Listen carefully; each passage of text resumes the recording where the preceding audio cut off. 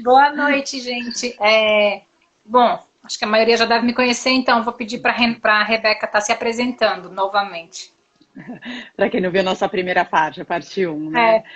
É, Eu sou Rebeca Heder, sou fisioterapeuta neurofuncional, diretora da Clínica Espaço 7 e atuo com diversos métodos e técnicas, né, ao longo dos meus 18 anos de formação. Então, sempre agora em bebês, crianças, adolescentes e adultos, nossas crianças vão crescendo, então a parte de neuroadulto que eu atuo é da neuropediatria crescida, atendimentos clínicos atualmente e as orientações domiciliares, que é um pouquinho do que a gente vai falar hoje.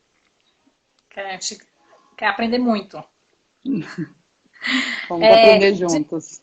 A gente coloquei um stories pedindo para que me enviasse perguntas, e aí eu Uhum. vou fazer perguntas para a Rebeca, e aí a Rê vai respondendo conforme for. E daí no final da live a Rebeca vai respondendo as perguntas que vocês vão enviando, tá? Vou começar. A Rebeca ela vai explicar e eu vou estar mostrando para vocês o que é, para quem não sabe o que é, né, o dispositivo, né? Qual a importância do uso de órteses? Quando pergunta a Vamos lá. importância de uso de órteses, dessas órteses aqui, ó. As órteses, geralmente chamadas AFOS, né? Goteira, né? Um dos termos que as Tem lugar pessoas que chamam usam. de calha. Calha. Calha porque tem esse formato, né? Esse aqui, De né? uma calha, é. Calha ou goteira, é o vulgo AFO, mas o nome AFO, né? Que vem do inglês, que é para órtese do tornozelo e pé. Então, tem outros modelos que é CAFO, que daí passa pelo joelho. Essa é a órtese AFO mais comum que as meninas usam, né? Mais comum, assim, que é a mais indicada para uma gama grande das nossas crianças. Daí tem tipo de reação ao solo, daí cada órtese. Isso é muito importante, a indicação do profissional que acompanha a criança, É tanto que são né? diferentes da Gabi e da Manu, né, Rebeca? Ó, uma tem Exato. uma tira de um jeito, outra tem outra tira de outro, ó. E às vezes, de um pé para o outro, a gente tem essas tiras. Se você quiser colocar de novo no vídeo, é legal a gente Essa daqui é da mostrar, né? Manu, ó. Isso. Então, provavelmente, o que acontece com o pezinho da Manu? Ela inverte demais, né? Ela supina o pezinho, ela vira para dentro. Então, Isso. essa tira, ela vem pela lateral do pé para tentar minimizar isso e manter o tornozelo mais alinhado. A tira da frente vai segurar os dedinhos para o antepé, que é a parte da frente do pé, não virar e para os dedos não ficarem muito em garra. E a tira da canelinha, que é a tira mais de cima para você mostrar, daí permite que a tíbia avance, a criança às vezes desaba, né? Agacha demais por uma falta de ativação correta da musculatura da panturrilha. É Então, da Gabi já. da Gabi, não, ela mantém o tornozelo neutro, então provavelmente o pezinho da Gabi briga menos dentro da órtese do que o da Manu. Sim. Provavelmente é isso, né? E às vezes a órtese, assim, dependendo do tamanho da criança, a gente pode precisar trocar conforme o pé da criança cresce, ou quando muda algum padrão de movimento desse pezinho, e aquelas tiras que a gente julgava necessárias em um momento, pode mudar. Não é tão comum, mas pode acontecer por um objetivo diferente. De repente, colocar uma órtese articulada, uma outra órtese com bloqueio, daí varia e o profissional vai conversar sempre com a família. Então, tudo isso falando das órteses, né, já fica entendida a importância delas para o alinhamento biomecânico, para a prevenção de deformidades e melhor alinhamento. Mas se eu deixar isso, o músculo da criança vai ficar mais fraco, muitas vezes a gente ouve, né? Então, na ciência a gente já tem muito bem estabelecido que se eu não passo uma informação correta do pé da criança, eu vou desencadear informações incorretas ao longo de todo o posicionamento, todo o controle da postura. O pé é a base da postura. Fica você num tênis super apertado ou pisando com o pé torto. O seu tronco, a sua cabeça, tudo vai se ajustar em uma base de suporte errada, uma base de suporte inadequada. Então, as órteses, elas vêm para a gente alinhar os pés das crianças, né? Quando eu digo pés, eu estou dizendo de todo esse conjunto de tornozelo, né? Que é o AFO, que é pé-tornozelo. Então, ela vem para alinhar esse conjunto e aí permitir que as reações de joelho, quadril, tronco e cabeça entrem num alinhamento biomecânico mais favoráveis. Se eu deixo aquele pezinho da criança mal posicionado, além de desencadear deformidades em longo prazo, eu não vou conseguir uma resposta adequada de controle postural ou de troca de passo, ou muitas vezes de uma reação de membro superior se a criança não está com um tronco bem estabilizado. E o pé desalinhado é um tronco mal estabilizado também e que desencadeia um movimento de braços errado. Então, a gente tem uma melhor função por manter a órtese bem posicionada e prevenção de deformidades. Então, tem algumas linhas que são contra a órtese, né? E às vezes eu falo assim, tem que pegar aquelas famílias muito, muito restritas de recursos e ver uma criança de 15 anos de idade que nunca Apesar usou que órtese. eu conheço quem tenha muito recurso para ir atrás dessas coisas e não vai, mas que a criança tem bastante deformidade pelo não uso. Exato, assim, não dá pra gente dizer, mas ela vai descobrir como colocar o pé certinho, como ativar a musculatura. Infelizmente, a gente está dizendo de uma lesão do sistema nervoso central. Então, a gente tem, nesse momento da criança, um mau alinhamento dos pés. E isso vai, sim, desencadear deformidades em longo prazo, que muitas vezes vão ser só corrigidas cirurgicamente. Então, qual o preço da gente deixar... Não estou dizendo que tem que usar a órtese o tempo todinho, né? Isso é uma coisa que vai ser tem negociado. até aqui a pergunta, ó, quanto tempo nossos filhos devem usar? Isso, depende, Por né? dia.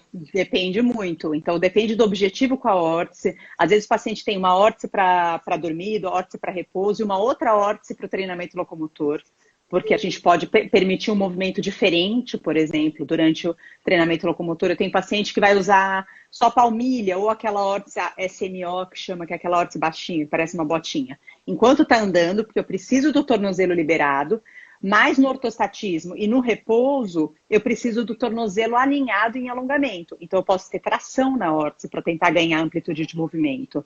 Então, o tempo de uso da órtese ele vai ser determinado com a equipe terapêutica. Isso é muito importante, porque não é só órtese para usar em terapia. Né? Às vezes a gente recebe aquela criança com aquele velcro super novinho e a família fala, não, eu estou usando em casa, assim. O velcro denuncia, né? Então a órtese vai ser importante para isso também, para prevenir as deformidades em longo prazo. Mas é importante também nas terapias, os terapeutas vão avaliar momentos para estar sem órtese, pela questão sensorial, pela questão de ativação muscular. Então tudo isso vai ser alinhado com o terapeuta. Tá. Gente, uma dica. Muitas mães falam para mim que não coloca no filho, ou coloca, o filho chora, tira. É manha. Às vezes pode acontecer de colocar, né? Por tá doendo. Tem que olhar se não tá doendo, assim, é sempre importante a órtese nova, né? É manha mesmo, assim, sabe que se chorar vai tirar. A criança, que bom que ela tá se manifestando e ela tá dizendo o que ela quer, o que ela não quer. Mas, assim, a gente tem que entender que a gente precisa disso, né? Então, o preço do não uso vai ser uma cirurgia lá na frente, muitas vezes, pela deformidade. Muito antes do que poderia ser prolongado. Exato. Você muitas vezes pode prevenir ou postergar, mas dá para intervir.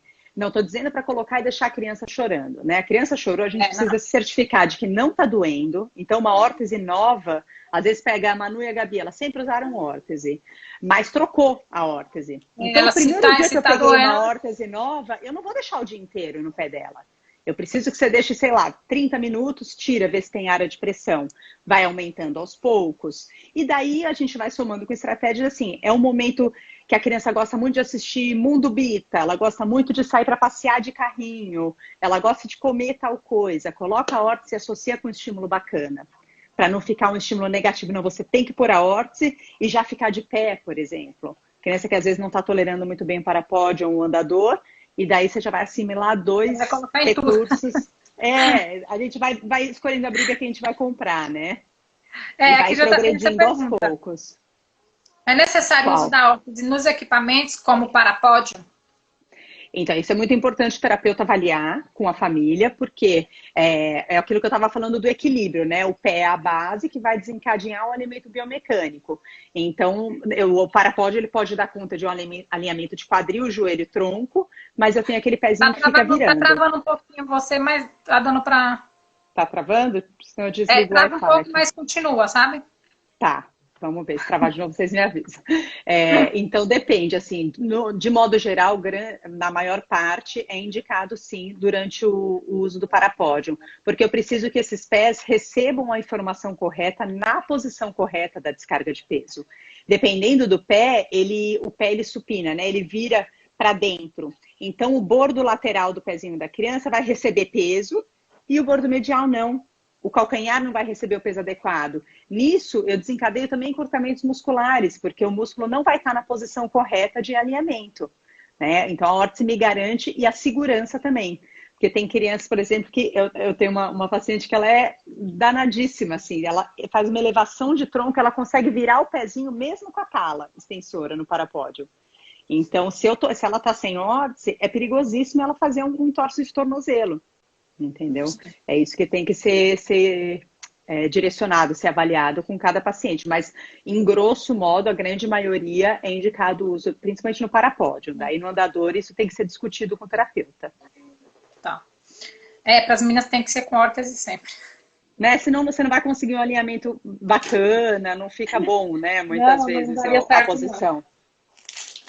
As perguntas... Ai, peraí. Grudou tudo aqui. Talas extensoras. Gente, essa é uma tala de perna. E essa é uma de braço.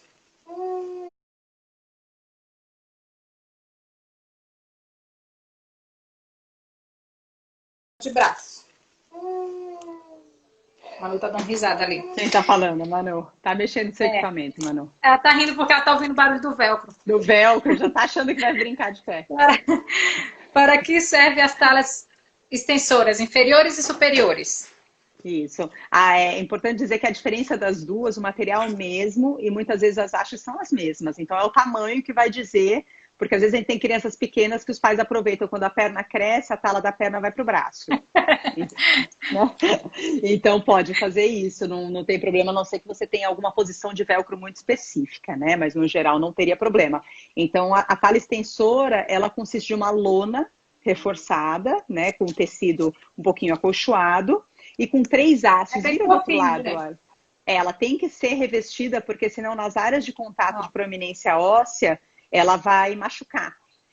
Puxa um pouquinho para o lado que vai dar para ver as 3 hastes. Ao contrário, a parte de dentro. A parte de dentro dá para ver melhor a costura. Tem isso, um aqui, então, um aqui e um aqui. Isso, então a maneira correta de colocar sempre é que essa haste do meio, a Manu e a Gabi são pequenas, então as 3 hastes são do mesmo tamanho. As crianças maiores, que já ficam mais altas, a gente pede para fazer com a haste central mais larga, porque daí evita de machucar o bumbum da criança quando ela faz muita força para dobrar o joelho. Então são 3 hastes. A haste central vai estar exatamente atrás do joelho da criança e as hastes laterais vão abraçar o joelho, como se meu braço fosse o joelho. As hastes laterais vêm aqui do lado para estabilizar esse movimento. Isso, ela abraça a perna da criança. A perna, né? Vai estar aqui. Isso, ele vai abraçar. Então, essa haste de trás é quem vai estabilizar e impedir a flexão. O velcro do meio é o mais importante, que vai estabilizar o joelho, ele deve estar logo acima da patela. E os outros estão perto da coxa e perto do tornozelo. Então, as talas extensoras, elas são feitas para posicionamento em extensão, como o próprio nome diz. O momento de uso delas vai depender do objetivo terapêutico. Muitas vezes elas são para prevenir uma deformidade em flexão ou para prevenir o desabamento da criança de pé ou com descarga em membro superior. Por exemplo, uma criança super hipotônica que não tem resposta à carga, né? Quando eu ponho de pé, a perninha dobra, né? ela desaba. Muitas vezes eu preciso da tala extensora para garantir uma descarga de peso. Né? Ou levanta, ou recolhe, né? A Manu levanta, ela recolhe. Exato, às vezes ela recolhe ou por uma hipersensibilidade, ou por uma reação de retirada. Então ela pode recolher e eu preciso garantir uma descarga de peso para prevenir subluxação de quadril e ter outros benefícios do ortostatismo. A tala extensora, ela vem muito nesses momentos. E dos braços também. Muitas crianças, às vezes, síndrome de Rett, que costuma estar muito com a mãozinha na boca, ou a criança que está em castiçal, que fica com o bracinho assim, e vai desenvolvendo a flexão. Isso, então, a gente chama de postura de castiçal, né? E daí vai desenvolvendo em longo prazo, se ela não tiver nenhuma distonia, quer dizer que às vezes ela está com a mão aqui e às vezes ela está com a mão esticada, a criança que está sempre com a mão aqui, esse músculo flexor do cotovelo, ele vai ficando encurtado, como de trás do joelho também. E isso vai gerando uma deformidade fixa em flexão, além de prejuízos do ombro. A tala extensora, ela vem para auxiliar nisso. Tá. Acho que era essa a pergunta, né? Dos benefícios da tala. Tem até uma pergunta aqui, cadê? É indicado o uso das talas para crianças com hipotonia? Então, dos casos que eu falei, quando você quer colocar a criança de pé, e associar alguma atividade, né? Porque dependendo da hipotonia ou da não resposta à carga, da não extensão das perninhas quando de pé, o terapeuta não consegue ser um polvo. A gente precisa, às vezes, otimizar aonde a gente vai entrar com o estímulo e dar foco da terapia. Então, eu quero garantir associar o estímulo em ortostatismo da criança de pé com o peso correto nas perninhas, e aí eu vou me preocupar. Travou. Travou, voltou agora. Aí, peraí. voltou.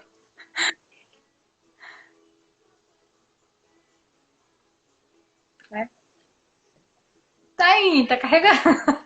Voltou? Aí, foi. Eu tirei o Wi-Fi, porque às vezes ele não fica muito simpático. Então, às vezes, o meu foco terapêutico vai estar num controle de cabeça, de tronco, de membro superior, e eu quero associar isso numa postura ortostática. Eu pego aquela criança mais molinha, que é o hipotônico, coloco a tala extensora em membros inferiores, posiciono ele de pé, às vezes associo alguma faixa, algo, e daí eu vou ter mão sobrando para trabalhar tronco e cabeça, membro superior, direcionar o brinquedo e fazer outras atividades dessa forma. Agora vamos partir para isso aqui. Qual a diferença entre colete de retificação postural com hastes e colete sem hastes? Eu vou mostrar aqui para vocês, tá? Esse daqui é o colete das meninas com hastes, laterais e posteriores aqui, ó. Esse aqui é um Benic e esse daqui é o da FlexCorp, sem hastes. Esse tá sem hastes, ambos de neoprene, né? Que espessura que é esse da Flex?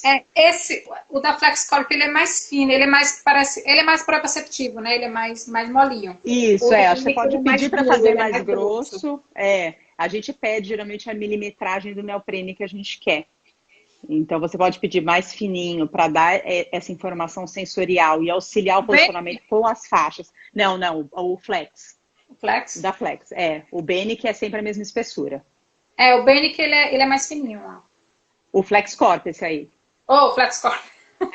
O Benic ele tem 2 a 3 milímetros de espessura, o neoprene. E tem a shortinho também, ó. Isso, shortinho ajuda pro colete não subir, né? Então a diferença dele ter haste e não ter haste, né? Isso vai do objetivo terapêutico. Esse Benic das meninas, ele tem as hastes removíveis. Então, são bolsinhos que vem a haste dentro, uma haste rígida, né? E daí você pode retirar e reposicionar a haste. No caso da Manu e Gabi, por exemplo, são 2 hastes laterais que impedem que o tronco desabe para os lados e 2 hastes posteriores que impedem que desabe a frente em hipercifose, né? Que a criança fique desabadinha sentada. Então, você pode ter 2 hastes só, pode ter 4 hastes. Depende do objetivo terapêutico. E você pode remover as hastes em algum momento de exercício com maior mobilidade e liberdade de tronco que a gente quer dar. Tá? Então, eles sem hastes, você pode ter a opção das faixas. Os da FlexCorp, esses de neoprene, eles vêm, você pega as faixas essas, como o Teratogs, que é um colete de retificação postural também, num tecido diferente, porque ele é emborrachadinho, né? Ele adere à pele. E ele vem faixas que daí o terapeuta vai ensinar a família a correção que ele quer ou estimulação de movimento, né? Então, são faixas ou rotacionais, ou para extensão de tronco, para ativação de musculatura abdominal. Depende do que você está querendo naquele momento para postura estática ou dinâmica. Eu vou até perguntar, aqui não tem nem essa pergunta aqui, mas eu vou perguntar. Para uma criança, que muitas mães me perguntam, né? A minha filha tem escoliose, mas assim, eu não sei se é a escoliose fixa ou é postural, que nem as meninas, né? Atitude escoliótica, às vezes. Tá com uma postura escoliótica mais... Ai, como é que eu posso falar? Que tá muito perceptível, sabe? Mas você consegue voltar para o lugar com a mão. É mais indicado usar um colete com hastes ou sem hastes?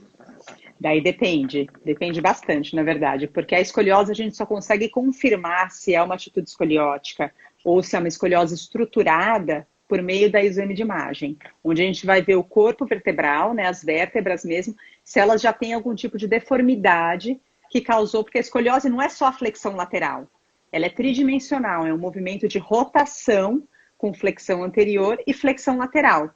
Então não adianta só eu endireitar aqui, porque a minha vértebra está rodada, né? A gente, a olho nu, vê um desvio lateral da coluna, mas a escoliose tem fator tridimensional.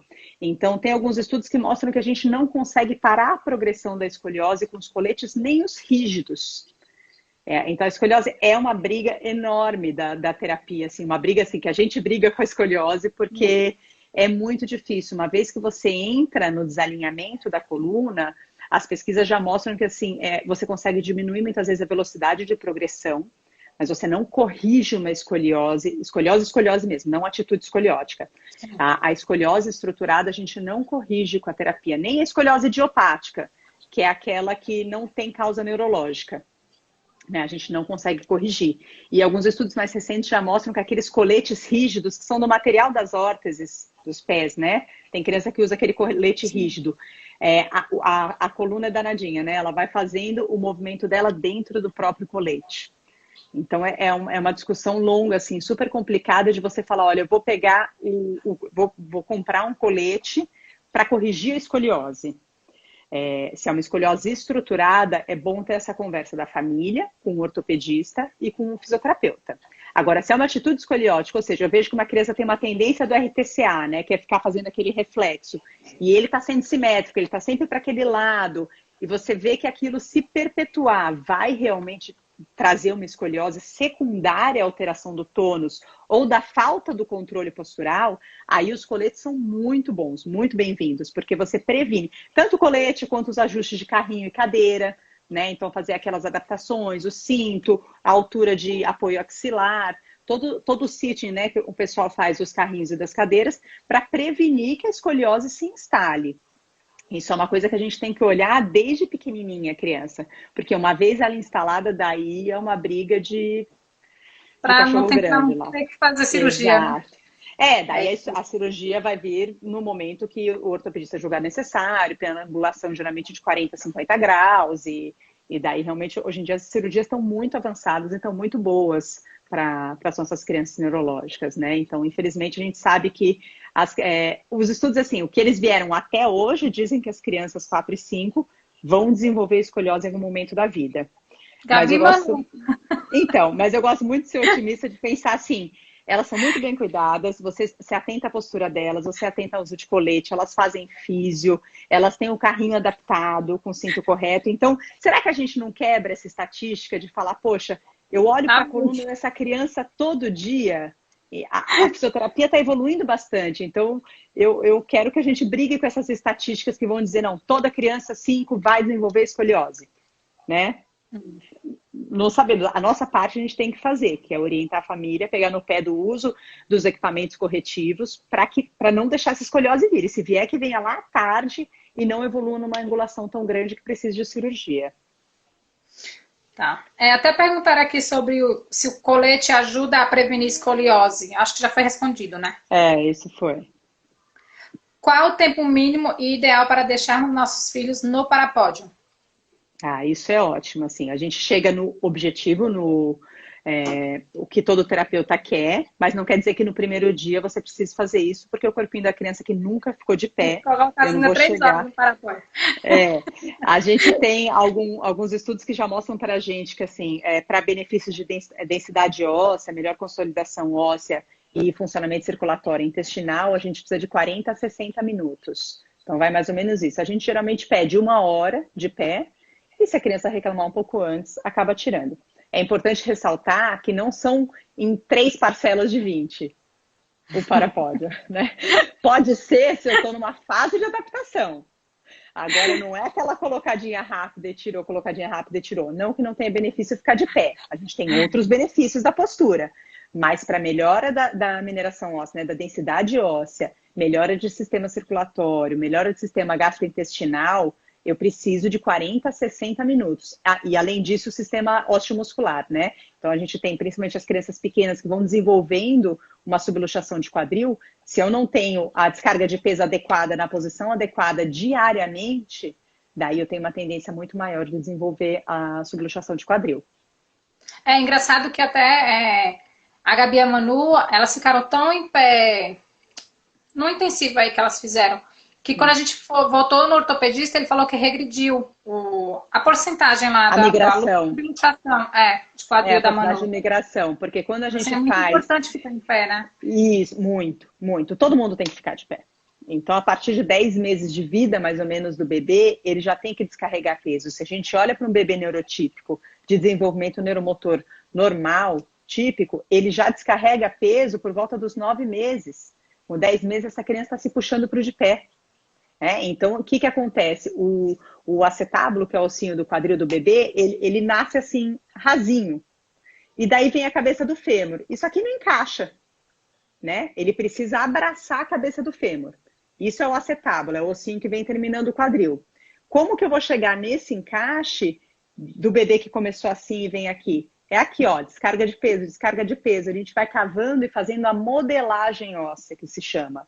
Então, os movimentos durante o desenvolvimento motor associados à descarga de peso, eles vão favorecendo a modelagem óssea adequada. Quanto mais eu vou descarregando esse peso, eu vou favorecendo essa modelagem para daí a cabeça do fêmur não migrar. O que você falou do grau de luxação, o que é? A cabeça saindo desse acetábulo aqui. Então, aqui eu tenho 50%, aqui eu tenho 25%, aqui eu tenho 75% de luxação. Aqui eu tenho 100%, que às vezes sobe, enfim, daí é cirúrgico, daí é contraindicado ficar de pé. Né? Então, a gente tem algumas contraindicações para ficar de pé. Aí quando isso já está luxado, né? Quando está luxado, dependendo do grau de migração da luxação, né? Isso tem que ser discutido com o ortopedista. E às vezes não tem tanta migração, tanta luxação, mas causa dor a postura. Isso tem que ser conversado também, porque infelizmente pode ser uma contraindicação para o de pé. Tá? E o uso do tempo do parapódio, é importante também ver a postura que a criança está nesse de pé. Às vezes eu vejo nos stories, alguma coisa assim, a criança de pé, aquele pezinho aqui viradinho para dentro, ou aquele pé super coladinho o joelho dobrado. Daí é importante, então, tanto o alinhamento, né? Esses pezinhos. De um pé para o outro, né? Também a abertura isso que eu ia falar, a abertura da base. Então, a gente tem mais ou menos numa conta de uma publicação recente, eles dizem da gente ficar em 50% do tamanho da perna. Então, eu pego o tamanho da perna aqui, né? A criança está de pé. Esse tamanho daqui eu divido por 2. Então, mais ou menos a metade, isso aqui é o que eu quero de afastamento dos pés. Tá? Então, ele vai ser mais ou menos na largura do quadril, um pouquinho mais aberto. Tá? Não é que não adianta, mas não é tão favorável se eu tenho essa perna totalmente fechada. Porque a adução, né, a perninha cruzada, ela favorece aquela cabeça do fêmur, ela sair do acetábulo. Quando eu abro um pouquinho, afasto as pernas, a cabeça do fêmur, ela encaixa melhor. Quando a perna fecha, ela faz isso aqui. Por isso que as crianças que cruzam muito as pernas têm uma tendência maior a ter luxação de quadril. Porque a tensão que a musculatura da virilha fica fazendo para puxar a cabeça do fêmur para fora, acaba tendendo mais a luxação de quadril. Tá? Eu vou aproveitar que você está explicando isso e vou perguntar. As crianças que têm essa perninha mais cruzada, né? Eu chamo de tesoura. É interessante usar aquele abdutor, né? O abdutor para dormir. É tipo uma almofadinha, vou mostrar aqui é o colar, tá? Depois eu vou perguntar, a gente fala sobre isso. Mas para usar no meio das pernas, para que as pernas abram. Então, é interessante usar isso ou não? Eu sou muito cautelosa na indicação de recursos para dormir. Acho assim, a criança tem que dormir bem e ela tem que estar descansada, né? Dormir de tala extensora, dormir de órtese, dormir de abdutor, isso é muito, muito individual. Porque aquela criança que você coloca esse bando de equipamento, a criança não vai dormir nada, tem aquele sono super agitado. Qual o custo? As minhas não dormiriam. Não dormiriam. E daí durante o dia... não dorme. Já não tem um sono tranquilo. Daí não vai dormir com esses equipamentos. E aí, durante o dia, o que ela vai aproveitar de estímulo das terapias? Você dorme de conchinha, a gente dorme em posição fetal. E se eu tenho 8 horas dessa posição contra 16... durante o dia, de uma posição adequada e alinhada, no meu ver, não precisa dormir com isso. Tá? A não ser que seja um momento de uma intervenção de falar assim, não, precisamos posicionar esse quadril para ficar o máximo, por exemplo, um pós-operatório ou um pós-botox, muitas vezes, ortopedistas pedem, dormir por 6 meses com triângulo, com abdutor. Daí realmente pode acontecer. Isso serve para isso também.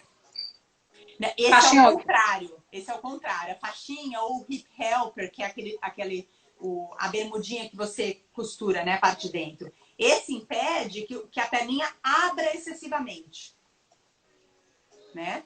Ele vai nos joelhinhos, ele impede que a perninha abra excessivamente. A gente está falando da tesoura, que é um fechar e até cruzar uma perna na outra. Eu acho que é muito importante quando a gente pensa em dispositivos noturnos, ver como que é a aceitação da criança e qual que é a qualidade de sono dela. Esse custo-benefício tem que ser muito bem ponderado. Às vezes você pode colocar na sonequinha durante o dia, e daí ele tolera bem, mas a noite toda... E outra, além da criança não dormir, os pais não vão dormir porque vão ter que ficar mexendo na postura. A gente acompanha muito pós-operatório e é um inferno para os pais, por 6 meses, ter que ficar mexendo a criança com sensor, com triângulo. É necessário, não digo que nesse caso específico é necessário, é indiscutível.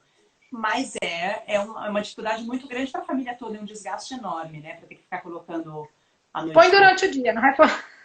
Então, é isso que eu digo assim, garante uma boa postura durante o dia, o uso adequado dos equipamentos, e à noite deixa a criança dormir enroladinha, do jeito que ela costuma dormir, que não vai fazer tão mal se durante o dia. Se a gente ganha, é a balança, né? Quantas horas você está posicionando adequadamente, não é 1 hora da fisioterapia contra 23 mal posicionado, né? As 24 horas do dia têm que estar bem distribuídas. A gente tem que estar mais bem posicionado do que mal posicionado para conseguir ter resultado positivo.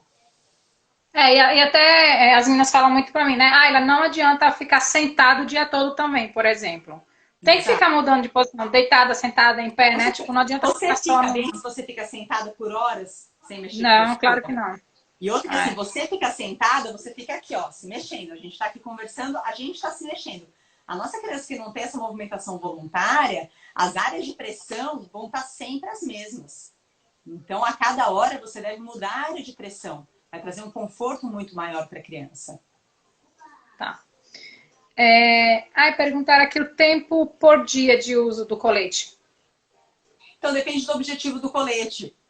Às vezes o colete ele vai ser usado só nos momentos de desafio postural. Então, na hora que está sentado sem apoio, na hora que está de pé no parapódio, na hora que está na terapia. Ou não, o colete auxilia muito, por exemplo, ele está sentado para fazer alimentação, para trabalhar com a fono, que vai melhorar a postura sentado, melhora a posição de cabeça para deglutição, para sentar no carro, na cadeirinha do carro. Então depende, não tem uma receita de quanto tempo você vai usar. Agora, pensando que eu quero dar uma informação biomecânica adequada, é aquela balança das 24 horas do dia. Quantas horas eu estou dando de estímulo correto para essa criança?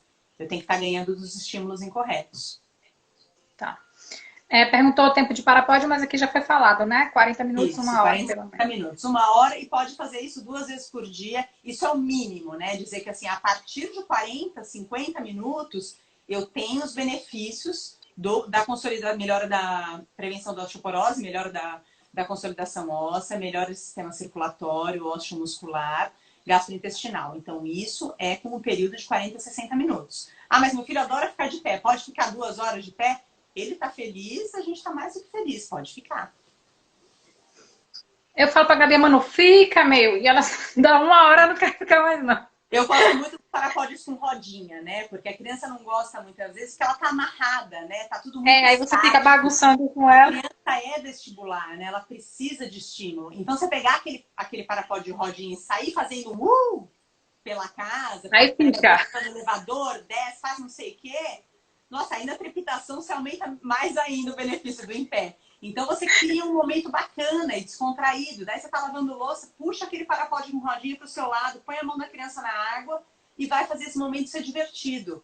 Né? A maioria dos parapódios tem bandeja. Então é importante, essa bandeja tá lá, o que a criança vai fazer de pé? A gente coloca ela de pé para quê? Para ela ficar olhando para a parede, ficar só olhando pro desenho, sem nada mais? Aí realmente fica meio maçante para a criança, né?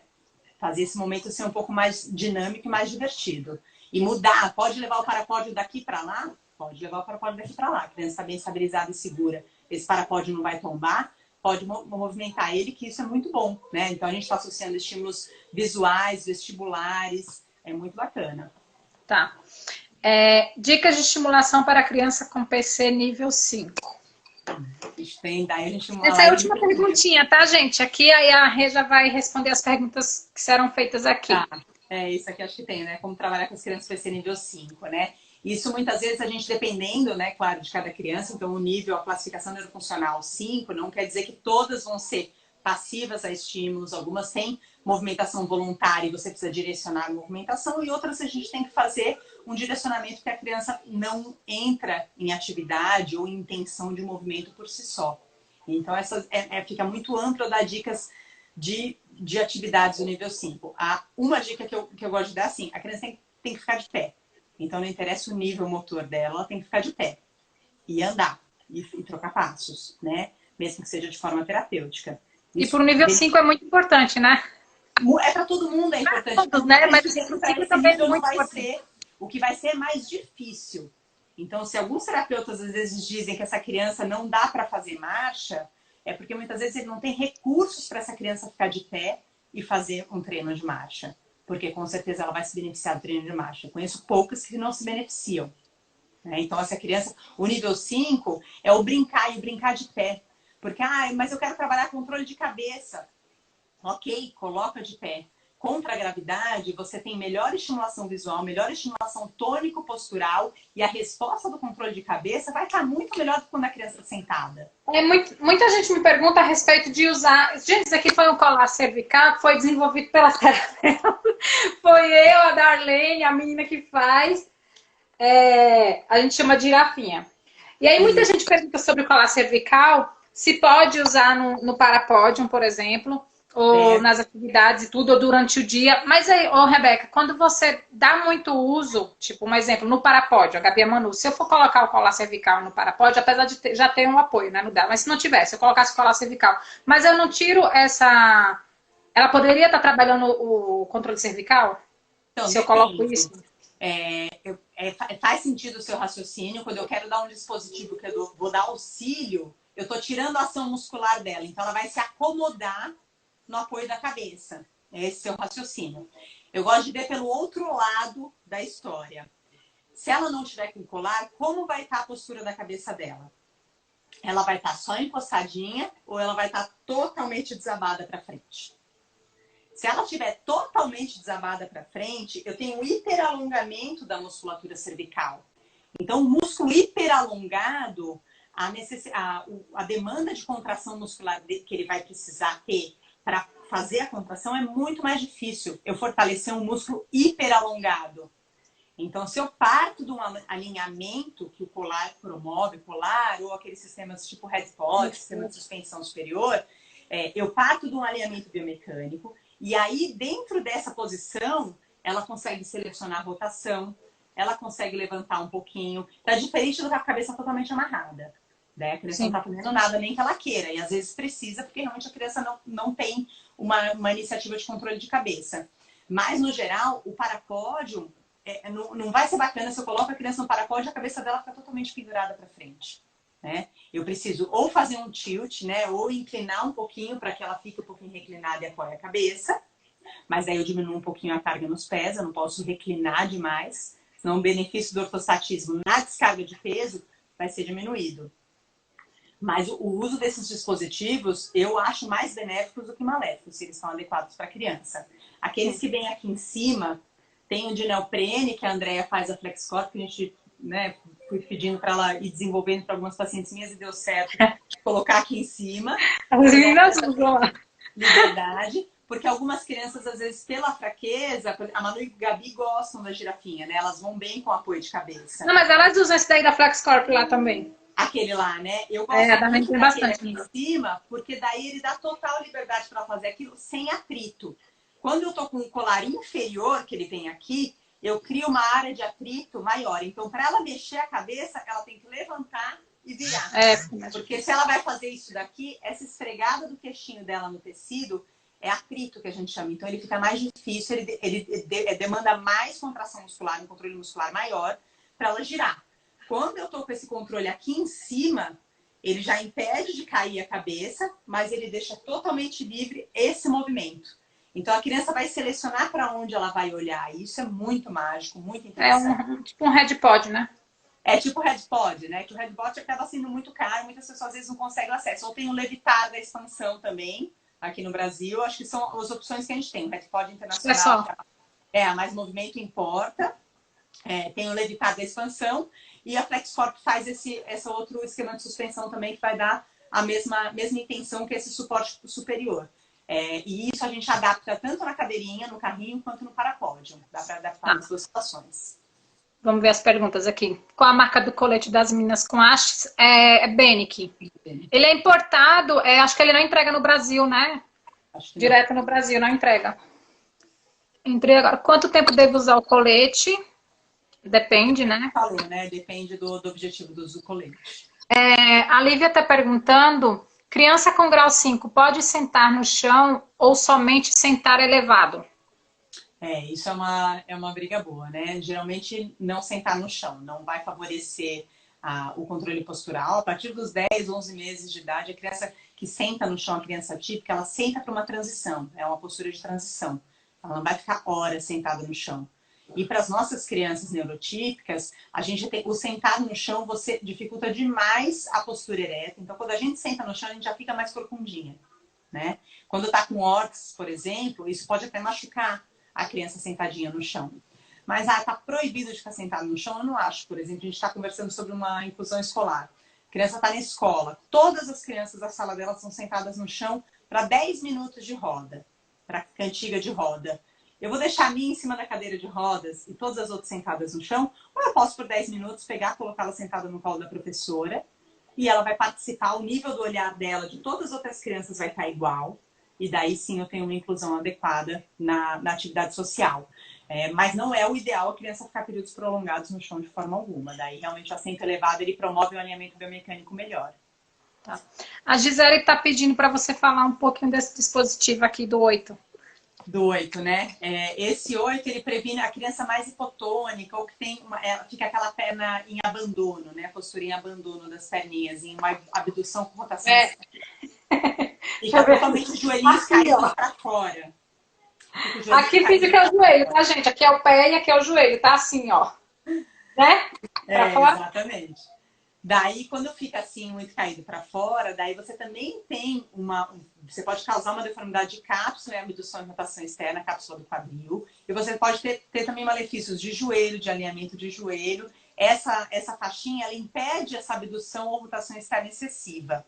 Pode ser usada essa faixinha ou as bermudinhas, né? Um nome comercial geralmente é Hip Helper.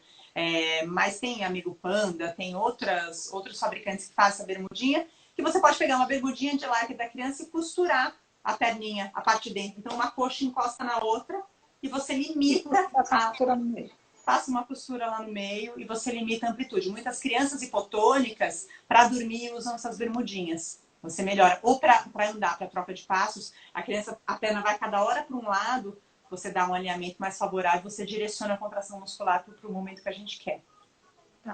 A Solidade está perguntando, meu filho está com luxação em um quadril 50% e no outro 30%, porém ele abre bem as perninhas. Isso é melhor do que se ele não abrisse? Sim, a mobilidade de quadril é um indicativo melhor do que se ele tem um quadril já encurtado e rígido. Provavelmente o ortopedista teria indicado cirurgia se ela não tivesse amplitude de quadril. Tá?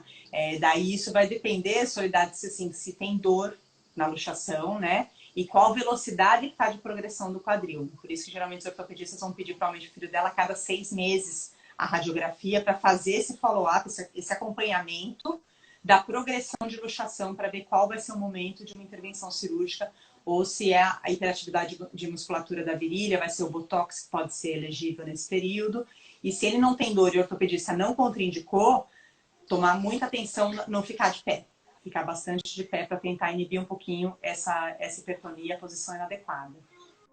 A Mila está perguntando, além da faixa, acho que ela quer dizer do abdutor, para a perna não cruzar, teria algum equipamento ou acessório para melhorar esse padrão de cruzar? Depende do andador, vários andadores já têm recursos, né, para evitar a marcha em tesoura, né, essa adução excessiva. Tanto como estratégia física do cavalo, ou uma barreira, por exemplo, o Mustang tem aquele acrílico, aquele plástico que vai no meio. O que eu gosto mais para o alinhamento é aquele que vai na coxa. Porque se eu amarro o tornozelo da criança, o cruzar a perna vem da ação muscular da virilha e do quadril. Então, quem é puxado para dentro é o fêmur, é o osso da coxa, não o osso da perna, do joelho para baixo. E se eu amarro o pezinho, dependendo da ação da musculatura dessa criança, ela vai acentuar a rotação interna. O joelhinho vai virar mais para dentro para tentar se livrar daquela faixinha que vai no tornozelo. O pacer da Rifton, ele tem eu não lembro o nome do acessório, mas é o acessório de coxa. Das meninas tem, né? Porque aí ele vai posicionar a coxa e daí você permite a flexo-extensão. mas você inibe esse movimento de adução e abdução do quadril. Dependendo do andador, ele vai tendo essas estratégias. Cadê? Quando sabe que o parapódio está pequeno? Bom, parapódio, andador serve para tudo, né? Isso. Tem até inclusive, até talas extensoras, né? Tem um certo tamanho, né? Sim, total. Na verdade, a medida da tala extensora são 2 dedos daqui do tornozelo ou do punho e 2 dedos da virilha ou da axila. Tá? Então, é o tamanho ideal que ela tem que estar. Muito curta, você vai ter uma área de pressão, não vai fazer o efeito. E muito longa vai machucar ou a virilha ou o tornozelo. Então, o tamanho ideal dela são 2 dedos da virilha e 2 dedos do tornozelo. Das áreas de dobra, né? Que daí se for do bracinho, vai estar 2 dedos aqui, tá? Tem uma parapódio. É o parapódio. Do parapódio? Quando eu sei que o parapódio está pequeno. Isso, vai ser onde que estão os suportes, né? Então, o suporte pélvico, de joelho, de tronco. Vai ser a altura, né? Você não consegue crescer os ajustes, né? Tem hora que você não consegue crescer os ajustes. Rê, mas é porque que nem o das meninas, os ajustes, eles são separados, né? Joelho. Tem algumas que são de madeira, por exemplo, né? Mas o de madeira, ele tem aquela borboletinha atrás que ajusta também. Então, às vezes, você tem até onde correr no de madeira o ajuste. E tem uma hora que você já está no máximo, por exemplo, principalmente no joelho. O máximo que vai subir, ou o apoio da cabeça da criança vai ficar muito baixo e é perigoso essa cabeça dela ficar caindo para trás. Eu acho que é Naná. Pessoas com PC que usam andador quase sempre no dia a dia, precisa ficar no parapódio? É excelente essa pergunta, Nana, porque depende do padrão de marcha nesse andador. Às vezes a gente tem uma marcha com um suporte parcial de peso, ou que a fase de apoio médio principalmente, onde o pé está no chão, o joelho está esticado, que é onde a gente tem efetivamente descarga de peso, nem todas as crianças e os jovens que andam, né, deambulam de uma forma comunitária ou domiciliar, realizam essa fase da marcha. Então, não que não seja bom andar, mas ela precisa de descarga de peso 100% por 60 minutos. Então, se a marcha não é efetiva na descarga de peso durante o apoio médio, a gente precisa complementar com o uso do parapódio ou mesmo o próprio andador. Eu falo para muitas famílias, não precisa ficar comprando vários equipamentos. Você pode ter o andador com tala extensora. Você trava as 4 rodas do andador e coloca a tala extensora, a criança está de pé. Se eu conseguir um alinhamento... Pode ser para ela isso. Pode ser assim. Então, ela já tem o andador. A criança anda bastante. Nem tem espaço, às vezes, para ficar comprando vários equipamentos. Você usa o andador, compra a tala extensora e tem que ver se o quadril está alinhado, né? Se a gente tem esse alinhamento cabeça, ombro, quadril e pé, tá todo mundo alinhado com a descarga de peso adequada, você pode fazer esse momento em cima, usando o seu andador mesmo. Deixa eu ver aqui. Minha filha joga muito a cabeça para trás. Como posso diminuir esse reflexo? É igual a Manu, né? Pode ter essa tendência tanto do reflexo, como ativamente a criança vai com a cabeça para trás, como às vezes ela vai para trás por falta de controle da cadeia muscular anterior. Ou ela está indo para trás para fugir de algum estímulo que ela não está querendo. Ela tem alguma aversão a algum estímulo e ela está fugindo por ele, tá? Então, geralmente diminuir, a principal condução vai ser o estímulo. Além do alinhamento biomecânico, eu dar um estímulo adequado para frente. O que vai ser interessante para essa criança vir com a cabeça para frente e olhar? Às vezes ela está lá atrás, ela vai começar só com o olhinho aqui e depois você consegue favorecer que ela traga a cabeça para frente. E muitas vão ter dificuldade de ficar, né? Então ela vem para frente e daí cai. Então ela ativa a musculatura por um período e daí ela perde. Então por isso que assim, os colares, os apoios posteriores, só tomar cuidado com o apoio posterior quando a criança se empurra demais, pode machucar a cabecinha. A Manu não gosta. A Manu, tipo assim, pro andador, esse colar ele serve muito. Porque segura, ela joga para trás. Segura muito. Mas ela não ela não gosta muito de coisas que encostam na cabeça, porque aí dá coisa para lá, gatilho para ela jogar para trás. Você dá referência para ela, é o gatilho, né? Quando eu toco alguma coisa aqui atrás, ela busca empurrar. Então, geralmente, o meu estímulo vai ser aqui, ó, vem para frente. O comando verbal é muito interessante quando a gente vai falar, né? Então, eu não quero que a criança jogue a cabeça para trás. Isso na criação de criança de forma geral, né? Eu ficar falando, olha, não faça isso, não é tão eficaz quanto eu falar, faça isso. Então, fale o que a criança fazer, direcione o que fazer de correto. Porque essa correção, principalmente nas nossas crianças neurotípicas, elas têm um tônus todo, uma desorganização tônica que está fazendo ela levar lá. Muitas vezes ela nem quis ir, Não é que ela tá brigando, ela tá se jogando para trás. Às vezes esse termo que as pessoas usam, ela tá se jogando para lá. Ela não tá se jogando, ela só não consegue se segurar no lugar. Com certeza ela ia querer, ela ia estar muito mais confortável na postura. Então vamos favorecer com o estímulo visual, lúdico, para ela vir para essa postura. E, se necessário, o apoio posterior. Mas quando eu quero ter uma resposta ativa, daí eu preciso do sistema visual comandando, às vezes manual, a mãozinha num brinquedo, a mãozinha num acionador, e daí a criança vai ter um interesse trazido à frente. Tá. A Adriana está perguntando qual a indicação da órtese flexível. Ela muitas vezes é mal indicada, né? Ela é amplamente indicada quando muitas vezes não precisaria ser, né? Porque para você articular a órtese, você está demandando um controle da musculatura de tríceps, da musculatura de tornozelo, plantar-flexor adequado. E quando não está adequado, você indica uma órtese articulada e a criança fica em crouch, ela fica em agachamento, porque ela não tem uma sustentação muscular suficiente para manter o tornozelo. Tá? Então, é muito... às vezes as pessoas falam assim, a criança consegue subir degrau, está indicado uma órtese articulada, mais ou menos a grosso modo, e não é regra de forma alguma. A opção de algumas órteses é a gente bloquear a articulação. Então, em alguns momentos eu quero ela articulada, outros momentos eu quero ela fixa. Daí você tem estratégia para fazer bloqueio dessa articulação. Tá? De modo geral, as crianças 5 vão ser órtese rígida. A Lívia está perguntando quais as principais posturas para colocar uma criança que não tem controle cefálico. De pé. Muito de pé. Foi falado aqui. Muito de pé. Assim, às vezes fica mal entendido que assim, para ganhar controle de cabeça tem que ficar em prono, né? Ficar de barriga para baixo na bola e levantar a cabeça. Eu gosto muito de dar esse entendimento que se a criança no alinhamento, né, contra a gravidade, já tá difícil ela segurar a cabeça dela aqui de pé contra a gravidade, imagina se eu deixo aqui uma carga. O braço de alavanca que ela vai ter que ter para vencer a gravidade da cabeça toda é muito maior. Então não é que o exercício é errado, mas às vezes ele é apresentado de uma forma errada precocemente. Eu preciso entender que se para a criança ficar de pé segurando a cabeça já é muito difícil, não faz mais nada por enquanto. Trabalha essa posição. Trabalha a criança entender aonde a cabeça dela tem que estar.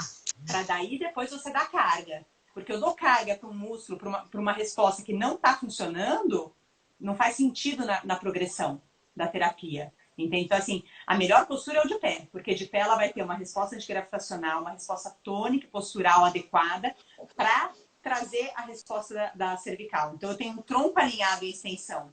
A criança sentada é muito mais difícil a resposta do controle de cabeça que a criança de pé. E a gente tem estratégias também para posicionamento de membro superior, né? Um braço caído.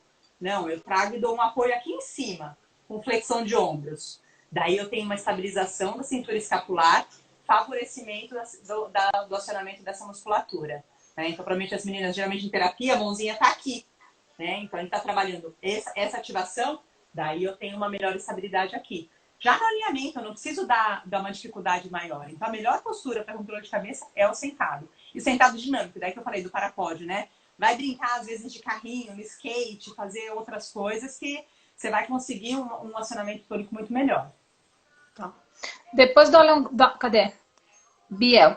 Depois do alongamento do tendão do meu filho, só quer ficar com a perna dobrada. Está com trauma. Estamos fazendo alongamento. Ele tem possibilidade de perder o medo e esticar a perna novamente? Tem, com certeza tem, né? Ele precisa esticar a perna novamente, senão ele vai precisar de outra cirurgia, infelizmente. Mas é muito comum, por um período prolongado de imobilização, a gente tem uma defensividade tátil grande, né? Qualquer pessoa que fica engessada, quem já engessou o pé ou a mão, sabe que depois que você tira 4 semanas o gesso, essa pele está hipersensível, porque os receptores não foram estimulados. Eles estão anestesiados. E na criança a mesma coisa. Então, muitas vezes, quando ela tira a tala, tira o gesso, ela está defensiva tátil. Então, eu preciso reacostumar para esse toque e para a descarga de peso. Hoje em dia, com as cirurgias, as descargas de peso são bem precoces. Tem muitas cirurgias que no dia seguinte, o ortopedista já libera para a gente fazer descarga de peso de pé, para diminuir essa defensividade quando a gente tira a imobilidade. Outro fator é a patela, né? Acho que é da perninha que a Biel... Da perninha. Né? Tendão, ela só falou alinhamento do tendão para ficar com a perna dobrada. Então, eu imagino que a imobilização foi em extensão. Quando é em extensão, a patela, que é essa bolinha que fica na frente do joelho, ela tá parada lá. A minha cápsula do joelho, ela não renovou esse líquido sinovial de forma adequada. Então, o terapeuta vai com estratégias de terapias manuais para tentar liberar e desensibilizar. Se já tiver liberado, piscina vai ajudar muito. Porque a água também favorece a elasticidade dos tecidos. E o ficar de pé. Então, às vezes, depois de ficar de pé, ele tá com a perna dobrada e o trauma de esticar a perna novamente, vai ter que sentir, discutir com a equipe, assim, que momento que talvez a extensora seja necessária para não perder a intervenção da cirurgia. Tá. A Gisele está perguntando se ficar em pé no andador por 1 hora, isso equivale a ficar no parapódio para evitar luxação? Se a posição no andador tiver com o joelho estendido, o quadril estendido. Então, se essa posição de pé reta, você consegue alcançar com a criança no andador, ou ela tá de pé assim, aquele joelho fica dobrando, né? Daí eu não consegui 1 hora de descarga de peso contínua. Então, talvez precise de extensora no andador, por exemplo, pode ser uma estratégia boa, porque a criança acaba roubando e senta, né? Então, talvez seja isso. Mas se ela tá com o NF Walker também está sendo perguntado, se ela tá com a extensão correta, daí vale essa 1 hora no andador, sim, não precisa ser exclusivamente para pódio. É que nem se colocar no Rifton das meninas, tem aquela partezinha para separar as pernas, como é que chama?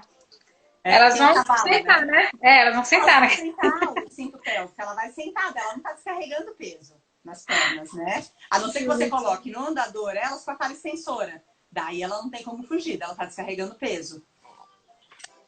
Acho que, cadê? Flexível ou articulada? Acho que é a Regiane, não é? Eu acho o nome dela. A Regiane, né? A flexível Regiane, articulada, a AFO, né? A AFO articulada, né? Que a gente tá geralmente falando de quando que ela vai ser indicada. Isso vai depender do terapeuta realmente prescrever isso para que momento. E algumas crianças têm duas, ou bloqueio da articulação, ou 2 órteses, como eu falei no começo da live, dependendo do momento que a gente quer, o objetivo terapêutico. Tá, as meninas não fazem a física, a Rebeca não é a física das meninas, é a Darlene e a Maraísa. Eu só namoro elas lá. Acho que é isso de pergunta, Rê. Acho que não teve mais nenhuma pergunta. Se alguém tiver mais alguma pergunta, pode mandar. Já estava encerrando aqui também. Tá, a Biel falou, sim, pequenas pernas. Então, fica de olho, Biel, sobre isso, desse momento. Conversa com o terapeuta, com o médico, esse momento que talvez precise entrar com extensora. Estratégia da piscina, massagem, você tentar com uma estimulação sensorial para associar o benefício divertido, né? A criança gosta de pula-pula, dependendo do tamanho, ela não falou a idade da criança, mas assim, ficar de pé na sua perninha. Então, vai criando momentos satisfatórios, que o lúdico é muito importante para ele não criar esse trauma da descarga de peso. E vai fazendo uma descarga de peso progressiva. Às vezes deixa só encostar o pezinho, observa se pode ser alguma dor, por que esse pé não está querendo ir para o chão, se ele recolhe quando descarrega. Isso é importante observar. Mas não pode deixar perder o benefício da cirurgia. Nossa, já pensou? Colocar um colete de suspensão com tala para treinar a marcha. A Natália perguntou, sim. Se a criança precisa desse apoio de tronco para treinar a marcha. Agora, a marcha com tala extensora, isso depende. Tá? Porque a biomecânica dessa troca de passo vai estar totalmente alterada quando eu tenho um joelho rígido em extensão. Tem uma pergunta ótima aqui. Fala. Cadê? Até quantos anos uma pessoa com PC precisa fazer terapias, principalmente fisioterapia? A fisioterapia não precisa ser chata, né? Não tem que ser... Mas depende dos objetivos que a gente tem, né? O PC é um quadro motor muito amplo para a gente dizer quando que ele vai estar de alta. E muitas vezes a alta, ela quer dizer um acompanhamento. Na adolescência, a introdução ao esporte, atividade física, vai fazer algum esporte, alguma academia. Mas a gente talvez precise do olhar do terapeuta uma vez por mês, uma vez por semana, a cada 15 dias, para ir desmamando e acompanhando para que não entre em compensações que às vezes fase de estirão de crescimento, puberdade, podem vir a acontecer. Então a alta, muitas vezes é um acompanhamento, vai diminuindo a carga terapêutica. Não dá para dizer a idade exatamente, e também não dizer vai ser para a vida toda que o fisioterapeuta vai estar no seu pé. Depende dos objetivos da terapia. Tá. Criança com grau 5 que tem reflexo de marcha, isso pode ser utilizado em benefício? Com certeza, pode e deve, né? O bebê já nasce com reflexo de marcha, muitas vezes esse reflexo na alguma lesão encefálica, ele não está integrado, né? Ele está lá persistindo, a gente utiliza isso para fazer a troca de passo no treinamento locomotor. Milena, encurtamento no tendão de Aquiles. A pergunta é, quanto mais cedo, melhor? Ó, tem a Febiana falando, meu filho tem paralisia e microcefalia, então muitas vezes tem alguma deficiência visual associada. É importante estímulos visuais adequados para o controle da cabeça. Deixa eu ver se alguém vai me mandar aqui para a gente poder... Caiu na hora da minha pergunta. Então pergunta aí de novo para ver se a Rê responde. De quem que foi aqui? Deixa eu ver. Aqui, ó, a Milena. Caiu na hora da minha pergunta. Pergunta novamente. Manda aqui, por favor, Milena, por favor. Manda para É poder que responder, porque realmente... não apareceu aqui a contagem regressiva para mim. Tá, se aparecer, às vezes, uma dúvida que vem depois, pode mandar no direct. Aqui, do tipo de alongamento para fazer no Gabriel. Então, os alongamentos, é muito delicado a gente falar de alongamento quando a gente fala em criança, né? Os estudos científicos cada vez mais mostram que o alongamento passivo não tem tanta eficácia e é muito dolorido para a criança. Então, ele tem que estar sempre associado ao alongamento funcional, as mobilizações funcionais, o melhor posicionamento da criança. A Milena perguntei, minha filha tem microcefalia, paralisia cerebral hemiplégica, ela tem que fazer uma cirurgia no tendão de Aquiles no pé esquerdo, por encurtamento do tendão. Que não veio completa a pergunta. Então, é muito importante a gente pensar que a gente tem um limite no tratamento conservador. Então, muitas vezes o posicionamento com órtese, com o de pé, o botox pode acontecer, dependendo do quanto a gente tem encurtamento, né? Agora, esse horário vocês vão ter eu tô ouvindo aqui falando, tá? São 3, não dá pra... O marido tá em outra live, tá fazendo live dele, então... Então, assim, dependendo do quantos graus a gente tem de retração muscular de encurtamento, ele pode não ser eficaz o tratamento conservador. Pode ser tentado gesso seriado, né? Então, a estratégia é colocar o gesso e vai trocar depois de um período e colocar outro gesso para ir ganhando progressivamente a amplitude de movimento é muito válida também. O botox associado ao gesso também pode ser uma opção, mas tem hora que realmente a cirurgia vai precisar ser feita. Tá? Não dá para garantir que isso não vai... E pode ser de só um dos pés e não dos dois. Agora, é importante tentar... sempre depois nos pós-operatórios, né? Teve da Biel e agora da Milena. É muito importante conversar com os terapeutas. Meu filho vai precisar fazer... Então, é importante a gente saber quando a criança vai passar por algum procedimento cirúrgico, quando que ele vai poder retomar o ortostatismo, a descarga de peso. A descarga de peso precoce já vem mostrando nas pesquisas que ela é muito, muito benéfica no pós-operatório. Eu gosto de perguntar para os médicos assim, o que eu não posso fazer. Porque o que eu posso eu sei, né? O que eu quero fazer eu sei.